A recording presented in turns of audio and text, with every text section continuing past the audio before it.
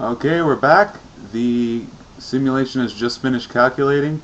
So you can see the result here. Well, I'll pull out the time real quick. It's just after 6:30, so that took, well, what time was it when I left? Yeah, it was about 10 to 6 or so. So, just over half an hour, 40 minutes to calculate. Um, so you can see what I mean by you got to have some patience when you're working with this. When you think of it, like 48 minutes or so of calculation to get this, as opposed to playing with morph dials and playing with your morphing tool with a figure hair. I'm thinking that's a fair trade. And also, as you can see, the results are pretty crazy here. It went a little nuts. You see the wind's blowing pretty strongly to her right. If you want to see the hair in more deep or more of the hair, because with the texture normals, some hairs are invisible just because they're facing in the other direction. So I'm just going to select this medium hair here, and I'm going to go to its element style, and I'm going to switch it to wireframe so you can see it, and I'm going to do the same for the thick hair as well. So props, thick hair, element style, wireframe. So you can see it's a pretty huge mess of polygons and everything, but I mean, like you see like the hair kind of crashing into her side there where the wind's kind of blowing it up against her body, and you can see in her hand there it's actually going in between her fingers.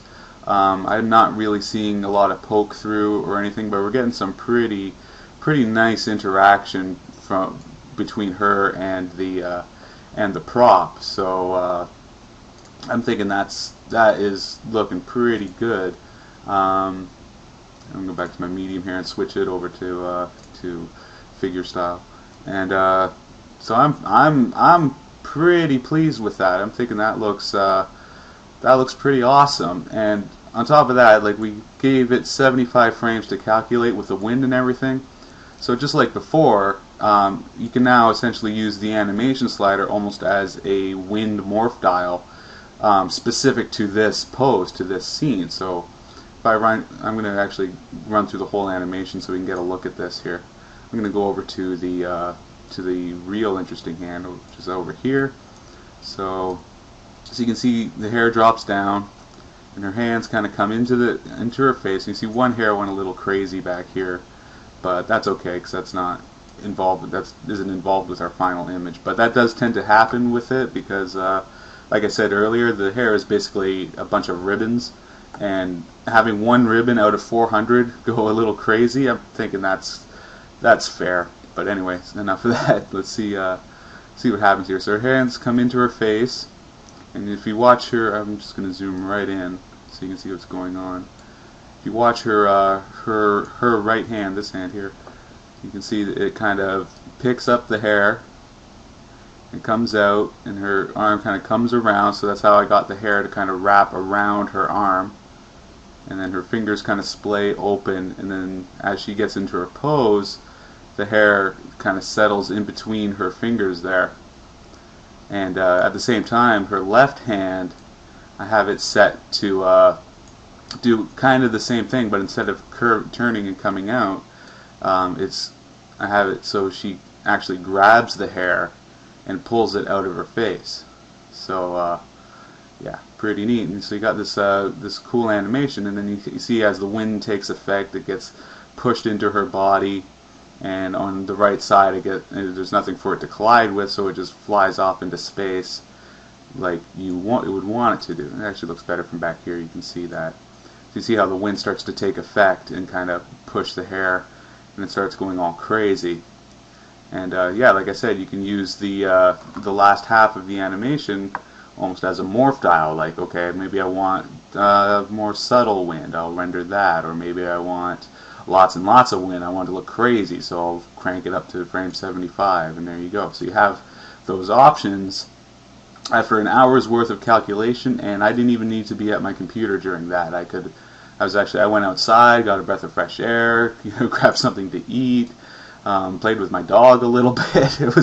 And all this was going on, and I didn't even have to be here. So which is good because sitting in one place and staring at your computer screen for long periods of time isn't exactly healthy. And like my grandfather used to say, you'll give yourself square eyeballs if you do that. So words of wisdom from my elder.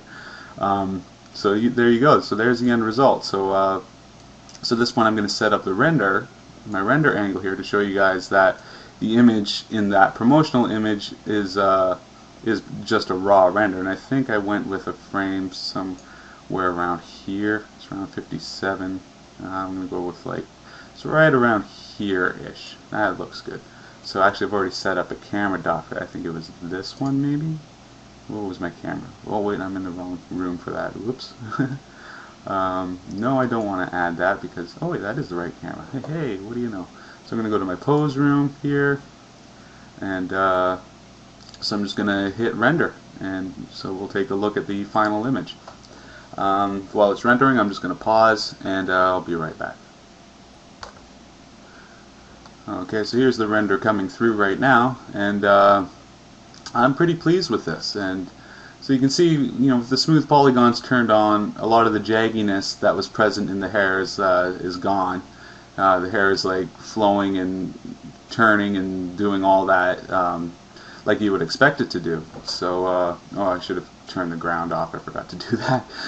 So that is pretty much it for this image. Well, as far as Poser is concerned, so what I would do at this point normally is I would export this image out, take it into Photoshop, and do some color enhancement, some composition to or maybe add a background. I like to put just simple gradient backgrounds with my images, and put together a nice render. So after all that is said and done, you get what you see here. Of course, then I flipped it horizontally as well. So you can see, so I did do some post work on this, but as you can see, here's the post worked image. Here's the raw render in Poser. The post work I did was minimal at best. I think it took me all of 30 seconds to enhance the colors, and so yeah, you can see the difference there. I can just pull this out, and so there you have it, and that's all you got to do. So that was about an hour or two's worth of work, and you got an image that not too long ago was pretty much impossible to do in any kind of 3D software package, and yeah, I'm pretty happy about that. At this point, I'm going to call it quits for all these cloth hair video tutorials. If you did purchase my product, thank you. I definitely appreciate the support. However, if you downloaded a torrent from one of the torrent sites, shame, man. You're not helping the artist here. Joe Bushido isn't exactly some rich corporation with Mercedes-Benz and private jets. I'm just one guy working out of my basement here. So downloading the torrent instead of spending the $10 to have this and support an artist that's not cool, man. But anyway, enough guilt tripping. Thanks for the support. If you guys make some amazing images with this, I would love to see it. So just throw my name in the credits if you upload it into to the Renderosity gallery, so I can take a look, because it's really exciting for me to see the work you guys do with the products I produce.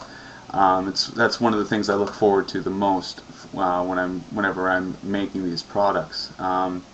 So yeah, so that is it for dynamic cloth. I'm calling it done at this point and moving on to bigger and better things. So enjoy yourselves and take care. This is Joe Bushido signing off.